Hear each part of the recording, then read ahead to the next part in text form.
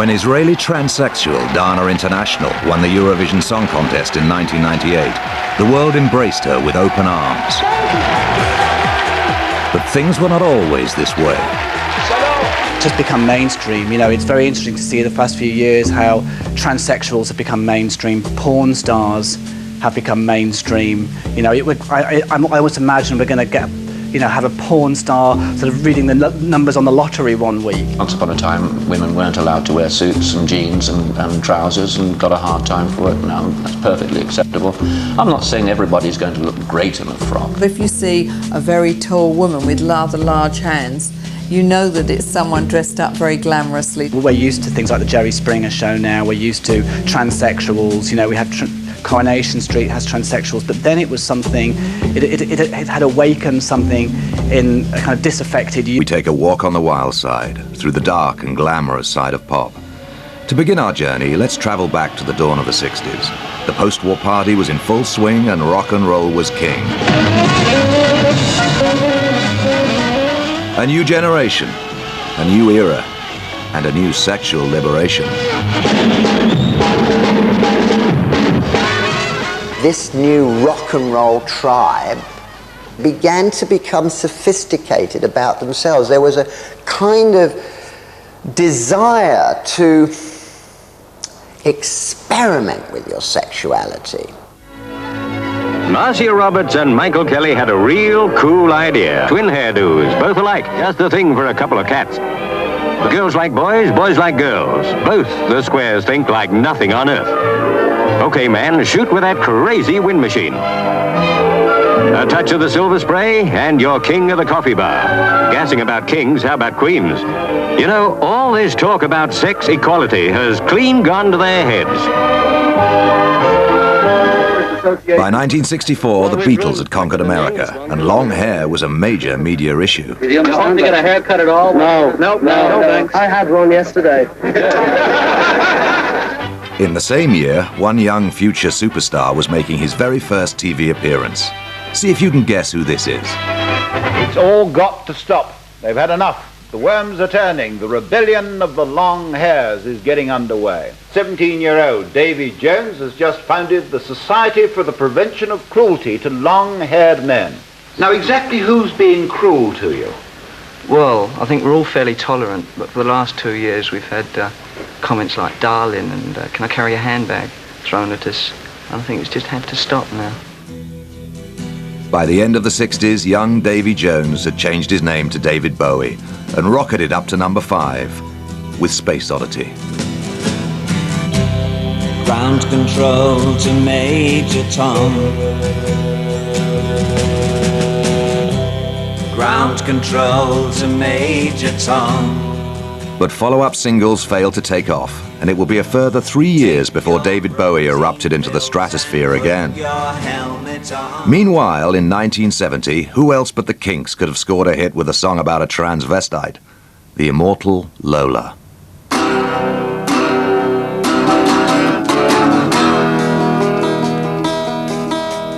met her in the club down in Old Soho, where you drink champagne and it tastes just like cherry cola.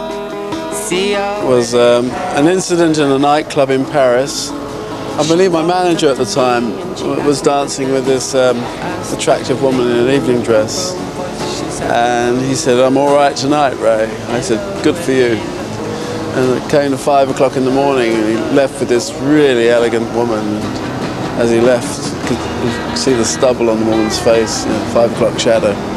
I guess it was from there, really, that it started. I'm not the world's most physical guy, but when she squeezed me tight, she nearly broke my spine. Oh, my Lola, Lola, Lola, Lola. Well, I'm not dumb, but I can't understand why she walked like a woman but talked like a man. Oh, my Lola. The first time we came to America, most of our audience was a redneck audience, blokes with their girlfriends. When Lola came out, I could see it, particularly in New York and LA and San Francisco, of course.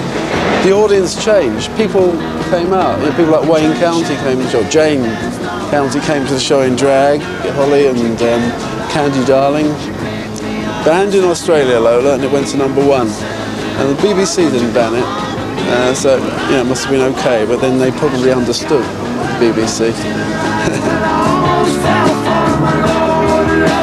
I think Lola, in many respects, was a signal for people to actually come out and come to gigs and dress up. Back in London, dressing up was in, and the 70s party had begun.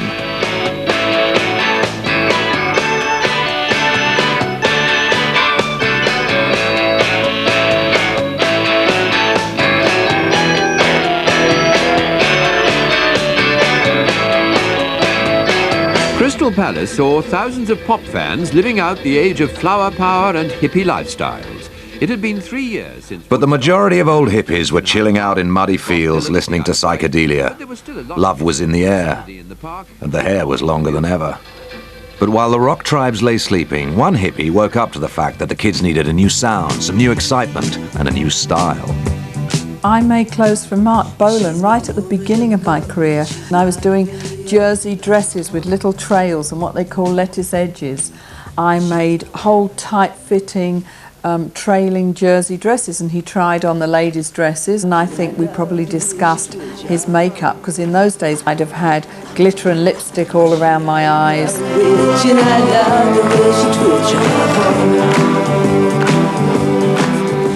And this, they say, is the moment when glam rock was born, and its message spread out onto the streets. I think young girls always fancy boys who are non-threatening. In a way, boys who look like girls. They may be very cute, little cute faces, little cute bums, but they're not great sexual men. There's nothing really menacing, there's nothing worrying about them, and I think girls will always be like that.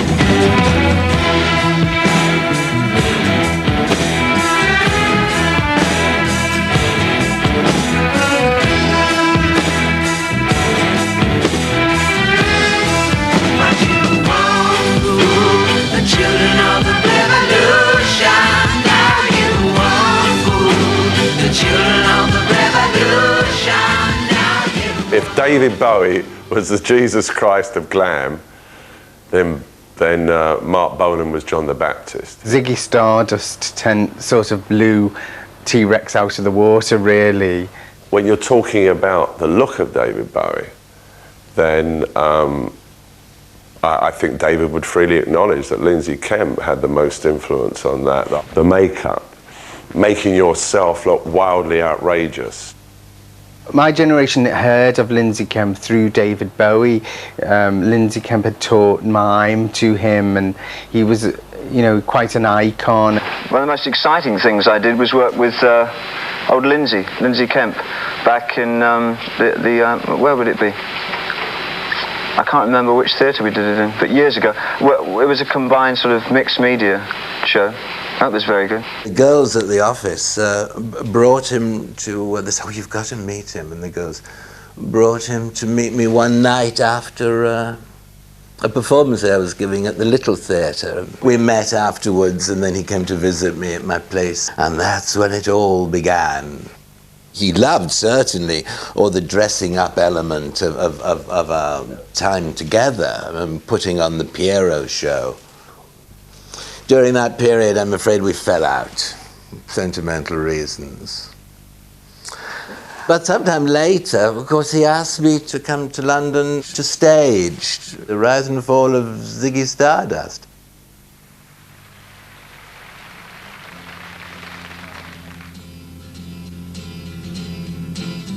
Hey, no, no.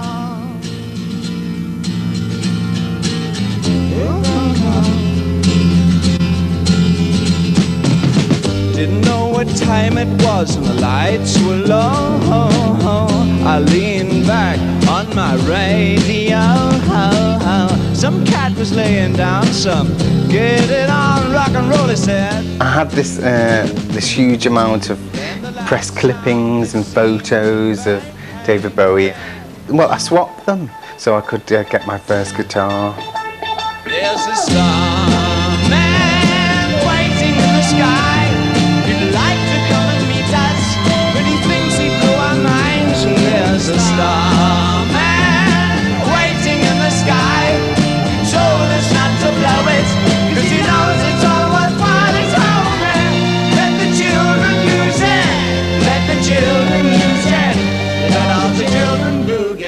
was lucky enough to be in the right time at the right place with the right instincts and got to be one of the messengers. When everybody copped a look at David, they wanted to know. Like that shot of David biting Mick Ronson's guitar, that was, I know, a very important picture in David's career. There was David Bowie filleting Mick Ronson's guitar and obviously relishing it. And so that, as a visual statement, was very powerful. And obviously, David performed the act, but I got the shot. As we all remember, the climate of the times was a bisexual one, which was certainly something that David promoted in a very overt way. But that was all in the air. This was the time when the lads were all coming out of the closet.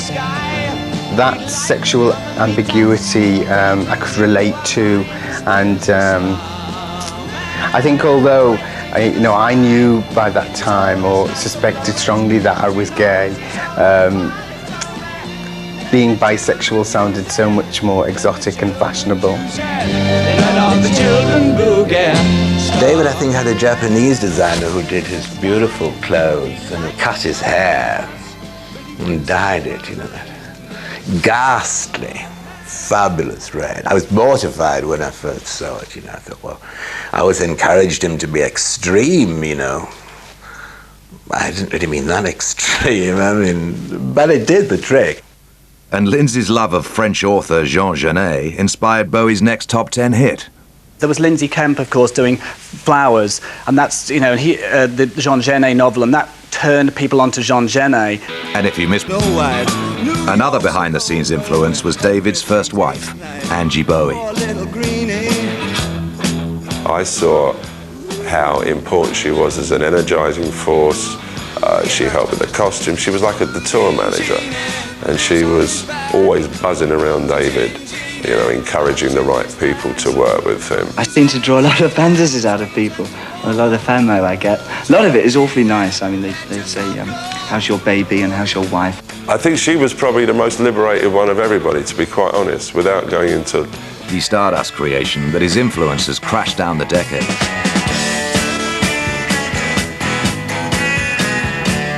This is Steve Harvey, a Ziggy clone. And with Bowie's blessing, Steve and his mates recently restaged the famous Farewell to Ziggy concert and toured it round the country.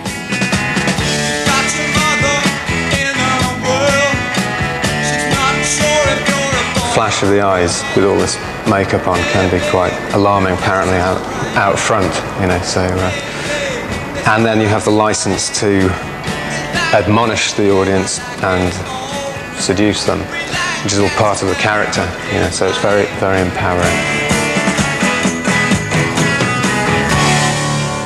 But back to the real thing. It's a god-awful small affair to the girl with the mousy hair. David Bowie reached number 3 in 1973 with this song from his earlier influential Hunky Dory album. Well, I was obsessed with sort of David Bowie, and but I must admit I was more into Hunky Dory. I loved the sound of it and everything. Well, I still kind of use it as a sort of reference point sometimes. I like all of them really. I like Is There Life on Mars? Is there life on Mars? I think the influence of Bowie can't be underestimated, really. And it was Bowie that told us about Lou Reed and New York Dolls and all these things. I read all about these bands, first of all, in interviews by David Bowie. When I heard Transformer, at a similar time, I think, to Hunky Dory, I really sort of became obsessed with Lou Reed and went back and bought all the Velvet Underground records. Bowie had also been influenced by the legendary Lou Reed. And at the height of Ziggy Mania, he repaid the debt by producing Lou's classic solo album, Transformer. In part 2, The Phantom of Rock and the sweetest transvestite of them all.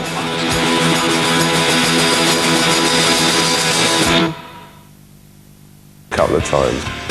I mean, David was like he is now. If there's something really hot, new, edgy thing going on, David wants to know about it. It's hard for people to realise now, but because it's such a tourist kind of, you know, everybody, the whole world's kind of, you know, gone to see the Rocky Horror Show now, and it's become some kind of event where people kind of, it's been very much a straight thing now, whereas then it wasn't. It was again all part of this era of the bisexual. First time you'd ever really heard about transsexuals on stage, you know, and it was fascinating. What was wonderful about it at the time was its absolute ability to put into words and drama what most people were living out in real life. Pete Burns, who later became well known in Dead or Alive, he went down to London and saw the Rocky Horror Show, and you know, that was definitely a big influence on his particular blend of transvestism and the whole, you know, cross-dressing aspect of Frankenfurter. He was an icon of my generation, definitely. I was watching the Rocky Horror film yet again, and the picture of the lift coming down with Tim Curry tapping his feet, and he's got the white platform patent boots on, and that makeup is the very epitome of glam rock. Look, I'm cold, I'm wet, and I'm just plain scared. I'm here. There's nothing to worry about.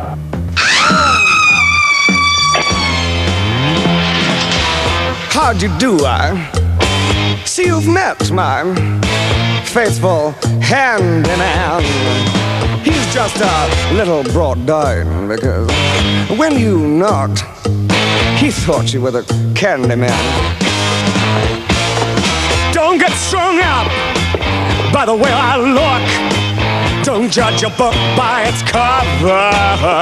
I'm not much of a man by the light of day, but by night I'm one hell of a lover. I'm just a sweet transvestite from transsexual Transylvania. And that famous corset that's been copied and worn by millions of Rocky Horror fans around the world was actually stolen from another show. Originally, I got started on Rocky in I think quite an odd way, actually, because I'd been up at the Glasgow Citizens. This was in the early 70s, which was actually my first job as a designer. I was assistant designer up there. And I'd, in fact, as it happened, worked with Tim Curry. He was up there at the same time. We'd done The Maids, Jean and Jeanette play together, directed by Lindsay Kemp, which in fact had involved a certain amount of cross-dressing. Sue Blaine had just started working there, and she made the costumes. We had absolutely no money to spend at all, as I remember. She suggested that we went to Paddy's Market. Pissing down it was.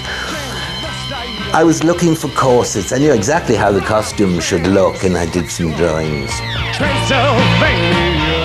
She pointed disgusting kind of bit of tat, you know, pissed on, rained on, shat on. So Lindsay's tatty old corset not only appeared in The Maids, but showed up in the original Rocky Horror Show. How'd you feel about that, Lindsay? Mortified. Mortified when the curtain went up. And there was the bloody costume. And Tim Curry, old Sue Blaine, I think, you know, just kind of, you know, popped it in their bag. And speaking of stealing, did Malcolm McLaren borrow any of his ideas for punk rock from the original Rocky Horror Show? I think Rocky Horror definitely influenced punk. Yes, it undoubtedly did. I denied it for years out of embarrassment. When I first saw the Rocky Horror Show, it was on the King's Road in a small cinema, not more than 200 yards from my shop. Malcolm McLaren used to come along to the King's Road Theatre to see how it was done, as he does with most things in life. He goes along and sees how it's done, and then goes home and tells everybody else that he invented it. And the evidence? Little Nell, for instance, with her brightly coloured socks and tap shoes with glitter on, and fishnets and striped shorts, and that look is pre-punk. You got Sue Blaine, and you got the outfits, and you got Richard O'Brien and all the safety pins, and of course the safety pins, that is one of the punk links too. I mean, it's all there in Rocky Horror, and of course that became a whole aesthetic unto itself. I don't think Malcolm likes to give anything away. I think Malcolm actually likes to think that, even with Vivian and things like that, he'd have us, everybody believe that he was like the Svengali for it all. And it was basically stolen ideas anyway, a lot of it. A lot of it was taken from the New York Dolls as well. When I say I'm in love, you best believe I'm in love, L-U-V. Yes, Malcolm McLaren had also borrowed from legendary US trash glam band, the New York Dolls, who he briefly managed at the end of their career in '74. I somehow thought they were very sexy. I really did.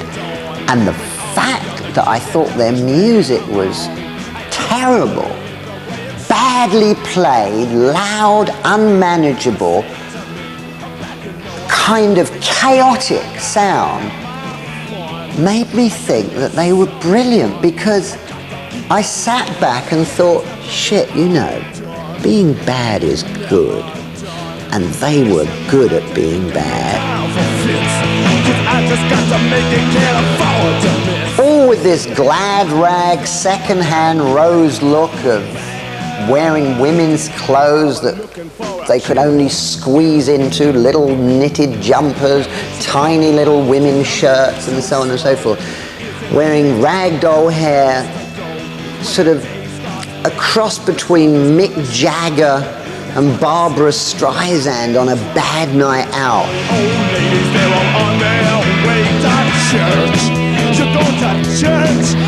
When I went to New York to work with them, I for the first time realized that people weren't exactly that healthy. That there was alcoholism, there were drugs, more drugs than you can imagine. And I thought, God, these guys are definitely not going to survive. They didn't. 4 months later, the New York Dolls fell apart. But punk itself was yet to come.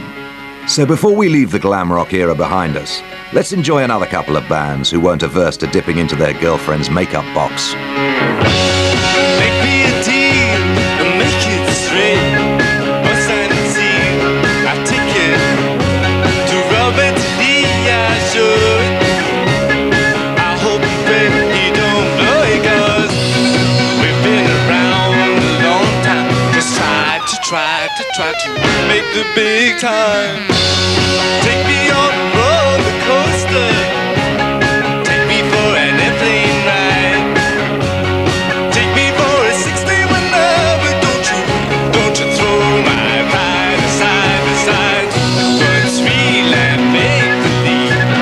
Baby James and Acapulco, we are flying down to Rio. 1984, the glam era had faded away. Bowie had recently retired. And now the fans didn't have a clue what to do.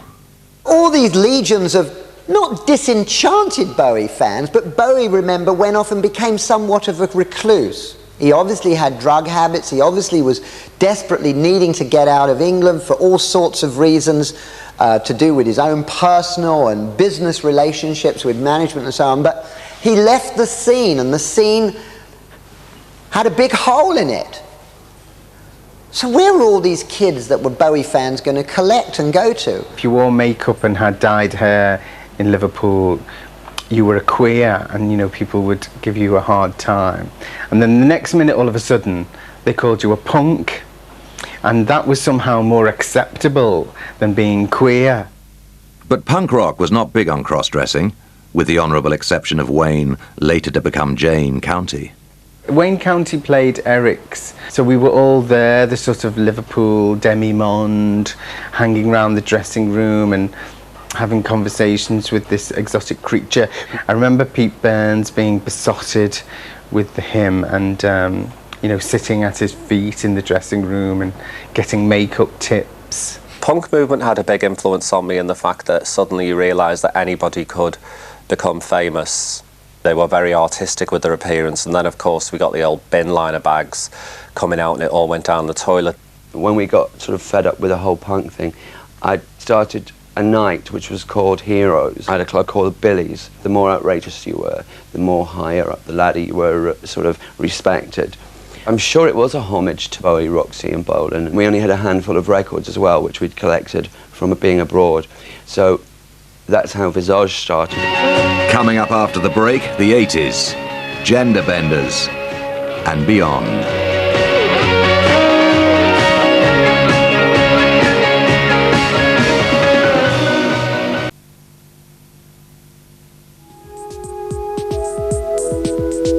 The New Romantics, with all their fluffy ruffles and 18th century illusions, spawned again this character that was allied very much to the old images that they adored.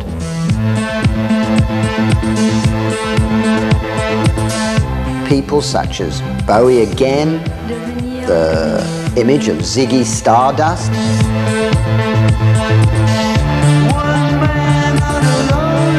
Steve Strange had a song called Fade to Grey. Kind of nihilistic again, in a sense. When Fade to Grey came out, a lot of the reviewers said, oh yeah, this is just another Bowie copy, but it actually wasn't. I used to actually create a look to go with the video with Fade to Grey.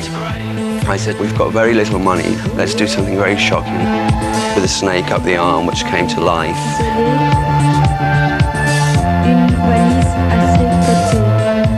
The blacking out of the face and then where the eye becomes open and then reversing the images basically, that's what we were doing.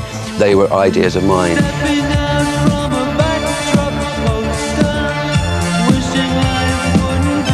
When I used to live on the King's Road and the band became successful, I wouldn't go out of the house without being made up. It became to sort of a thing like, oh no, I can't be seen without my makeup. And I remember the press trying to get a hold of pictures of me without makeup on, and it was quite bizarre. But I mean, quite honestly, I'm quite happy now that I don't have to put all that shit on every day. And more synthesizers were used to great effect in Soft Cell's #1 smash hit, Tainted Love. Sometimes I feel I've got to run away, I've got to get away. It was a Northern Soul classic song, originally sung by Gloria Jones, who was actually the wife of Mark Bolan. Seems to go nowhere, and I've lost my light, for I toss and turn, I can't sleep at night. Once I ran to you. When Soft Cell first appeared on Top of the Pops, it was really before Boy George, it was before Frankie, it was before Dead or Alive. You know, they all came a year or two afterwards. And when I first appeared on Top of the Pops, people were quite shocked by it. You know, people didn't know whether to marry me, murder me, or mother me, you know. Now I know I've got to run away. We went through the New Romantic thing. We got included as part of that for a while, but we were too dark to be New Romantic. I suppose we were included in it because I had a certain flamboyance and a certain style, and I kind of wore makeup and everything. And you think love is to pray, but I'm sorry, I don't pray that way.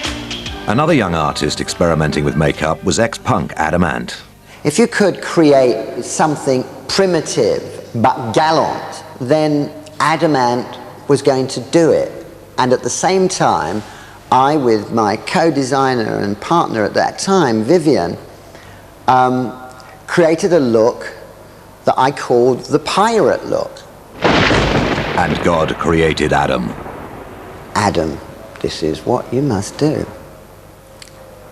Wear all the pirate clothes, because it's a wonderful kind of New York Dolls idea of grabbing all the stuff, the spoils, girls' knickers and skirts and boys and jackets and old-fashioned colonel's jackets. What pirates would do, you'd smack it all together, but have that white line.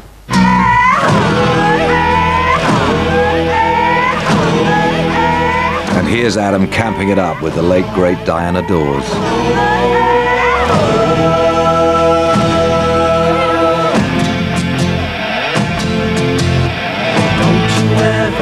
Don't you ever know yourself, forget to know your standards. Don't you ever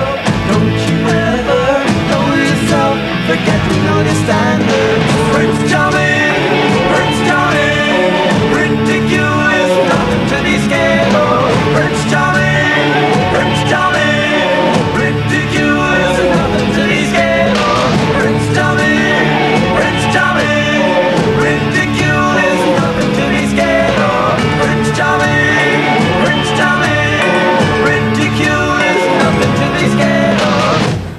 in the debris of Adam and the Ants, and a group that I put together called Bow Wow, Boy George wanted to join.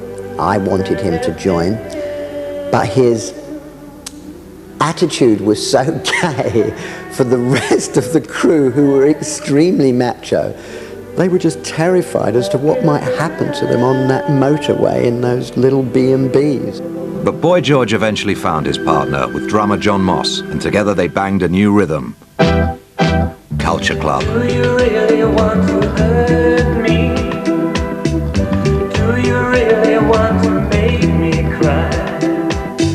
Precious kisses, words that burn me. George's soulful reggae lament did the trick and catapulted him into the media spotlight.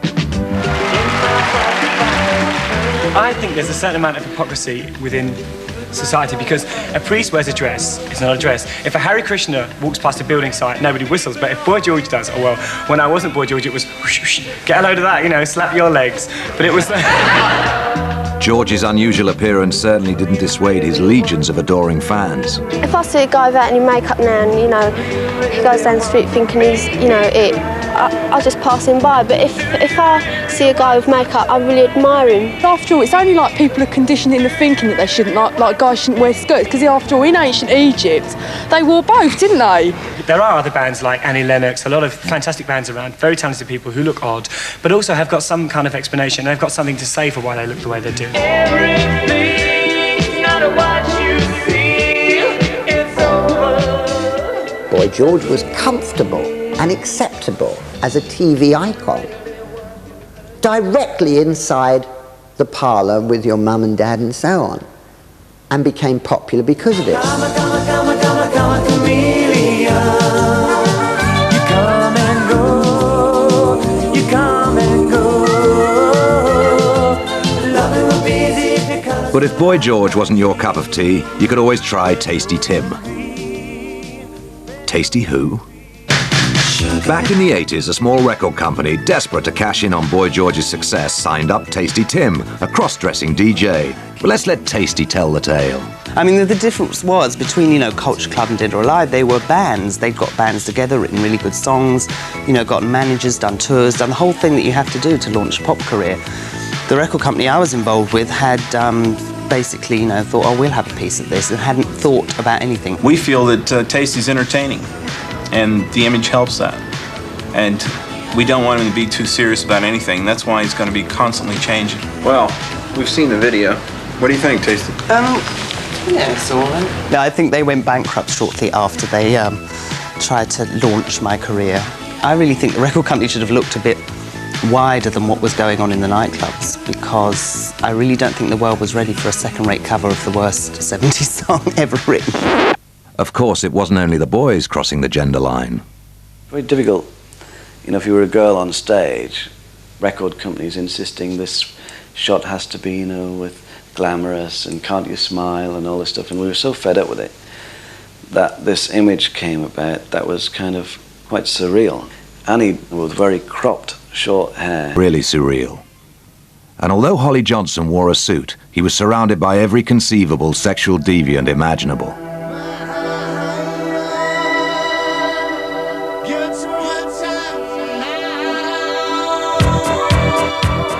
To get attention after Boy George, and to get attention after Spandau Ballet and Duran Duran, you know, who were wearing lipstick and makeup and eyeliner, something new had to be done. So basically we used the look of sadomasochism and the movie Mad Max, and it was a much harder look and more extreme. It was leather knickers and jack boots and, you know, the paraphernalia of S&M, and you know, an overt sexuality. It was the only way to go, really, to sort of upstage that particular generation.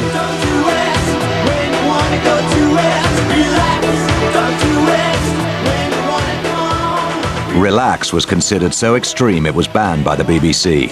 I don't know why it was banned. It was, you know, Relax was played 93 times on Radio 1 before the ban occurred.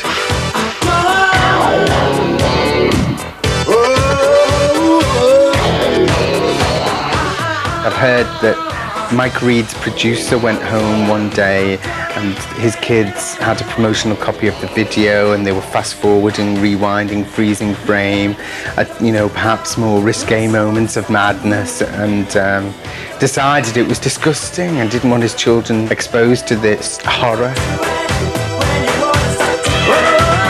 And the next day, Mike Reed announced that he wouldn't play this obscenity. I just thought, you know, Mike Reed was a bit of a wanker, really.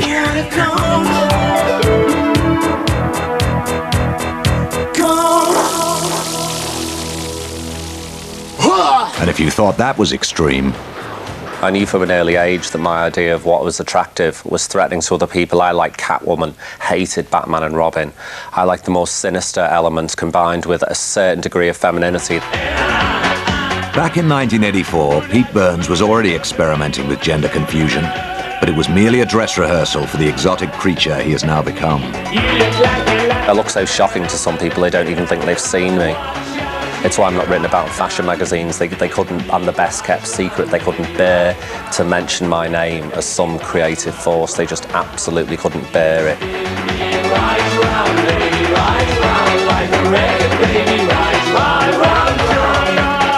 I think females pillage male imagery. I think Natalie Imbruglia looks like a man. And it's a whole process like making a picture every day. So every day, at the very least, at least I've created something. If it's not a song or if it's not a video, at least every day I create myself. And I think that's quite healthy. It stops me having destructive tendencies. Well, after all that, maybe we need some light relief. Here's the amazing Freddie Mercury with Queen's I Want to Break Free.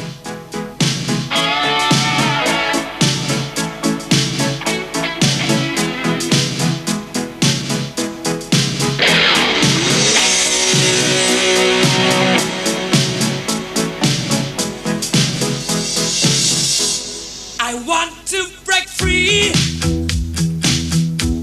I want to break free. I want to break free from your lies. You're so self-satisfied. I don't need you. I've got to break free. God knows I want to break free. I've fallen in love. I've fallen in love for the first time. This time I know it's for real. I've fallen in love. Yeah. God knows I've fallen in love. It's strange, but it's true. Hey, I can't get over the way you love me like you do. But I have to be sure when I walk out the door. Oh, I want to be free, baby. Oh, how I want to be free. Oh, how I want to break free. But with Freddie gone, things went quiet for a while, and it would be some time before anyone walked the wild side again. Then in 1998, the most extraordinary thing happened. An Israeli transsexual won the Eurovision Song Contest. Dana International. As a boy, young Yaram Cohen dreamt of being a woman. When he left the army, he saved his money and flew to London. 2 or 3 snips later, and she was reborn as Israel's most famous and most beautiful pop star. When she laughs, she's a devil. She's all beauty and love. Viva Maria, viva Victoria, Aphrodite. Viva la diva, viva Victoria, Cleopatra. Viva Maria, viva Victoria, Aphrodite. Viva la diva, viva Victoria, Cleopatra. This is my size. You make me naughty girl.